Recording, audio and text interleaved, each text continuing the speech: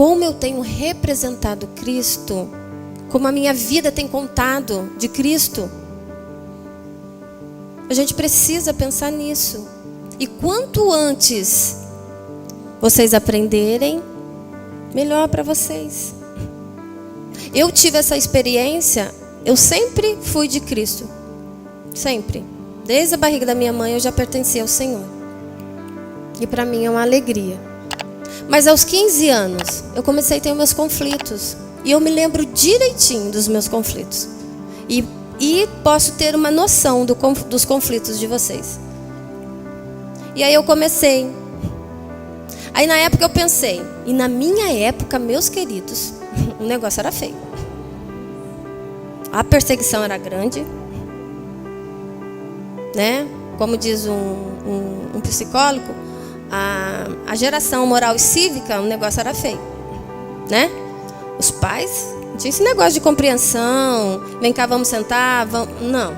A igreja, então, na minha época não tinha nem adolescência. Com 13 anos eu já caí no meio dos jovens. Puf! E era um monte de regra. Na escola, era uma perseguição. E aí eu comecei com meus conflitos. Eu falei, ou eu sou de Cristo, ou eu não sou. E eu comecei a ler, a buscar. E não tínhamos esse material fácil que nós temos hoje. Nós não tínhamos esse material todo. E era só o quê? Bíblia, e naquela versão ainda complicada, difícil. Hoje não, hoje tem Bíblia para, né, todas as idades. E foi ali, de 15 anos para frente, que eu realmente comecei a entender que apesar de ter crescido, nascido e crescido na casa do Senhor, eu precisava fazer as minhas escolhas. Eu precisava saber mesmo se eu queria Cristo ou não como meu Salvador. Se eu tinha entendido o plano de redenção, se eu tinha compreendido o que Cristo tinha feito por mim, se eu tinha a dimensão do que é eterna, a vida eterna, para sempre, para sempre, para sempre. Sabe igual o conto aí de fada? E viveram felizes para sempre? No meu Deus, isso é verdade. Nós vamos estar para sempre, para sempre, para sempre com Ele. Mas foi nessa idade. E eu quero muito que hoje, através da minha vida, desperte em vocês a necessidade. Eu acredito porque os meus pais me fazem acreditar, ou eu acredito porque eu escolho acreditar. Viu? Então eu quero muito que vocês comecem a fazer essas perguntas para vocês.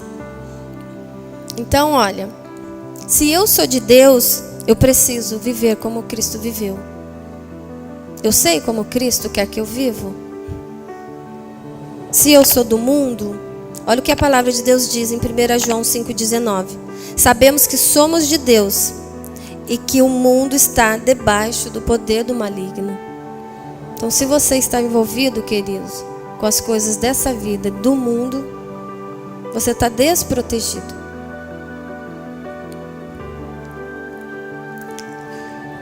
E aí eu quero dizer para vocês que hoje em dia, tudo isso que eu falei até agora, de toda essa confusão, sou de Cristo uma hora, não sou, tem uma palavrinha muito chave nisso tudo: o relativismo.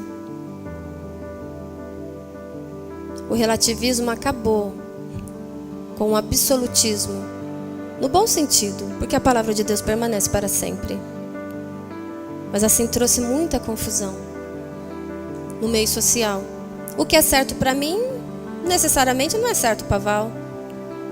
E isso trouxe assim uma confusão muito grande. Então assim, cada um vive a sua vida. Cuida da sua vida, eu cuido da minha. E isso gera problema. Porque tem valores que eles não são negociados. Tem valores que não podem ser negociados. Tem princípios que não podem ser negociados. E é por isso que essa sociedade está tão perdida. Porque o absoluto de Deus está sendo relativado. E não pode, queridos, porque Ele é a essência da nossa alma. Ele nos faz permanecer firmes. Ele é o nosso ponto de referência. Porque daí fica essa confusão. Na escola eu me pareço com o meu amigo. Na rua eu me pareço com o meu amigo. Mas o meu amigo, ele não é de Jesus. Na rua eu falo os mesmos palavrões que os meus amigos. Eu tenho a mesma gíria. E aí, eu faço a diferença de ser de Cristo no quê? Só de boca? Só de nome? Não. É na bondade, é na misericórdia. É no falar, é no vestir. Na minha época era só na aparência. E também não estava bom o negócio. Não podia isso, não podia aquilo, não podia aquilo outro. Um frio, só a graça do Senhor. Uma luta. Os cambitos tudo de fora. Uma exposição maluca. Tudo em nome do quê? Então tudo que sai do ideal de Deus traz prejuízo. Então lá na nossa época era excesso. E aqui é outro tipo de excesso também. E que Deus tenha misericórdia de nós e nos ajude. Olha, fazer o que é certo ou justo é um princípio universal, pois serve para todas as criaturas, em todas as épocas e lugares, e também absoluto. Ele é visto que foi estabelecido pelo nosso Criador. Então ele é inegociável. E o relativismo moral ensina que não existe normas morais universais, que os valores bíblicos são relativos e as leis divinas também são relativas. Então por que eu estou contando isso para vocês? Aí você pode falar assim para mim: nossa, Rô, não estou entendendo nada. Porque a partir do momento que você souber que certos princípios da palavra de Deus não são negociáveis, quando você estiver na companhia de um amigo que queira te influenciar, seu coração vai te dizer: não, eu não posso, eu sou de Cristo. Eu não devo, eu sou de Cristo. Os meus pais têm ensinado o temor do Senhor para mim. Eu não posso me misturar. Eu preciso ser o quê? Testemunha do Senhor onde eu tiver, onde é que eu esteja. Eu preciso ser testemunha dele.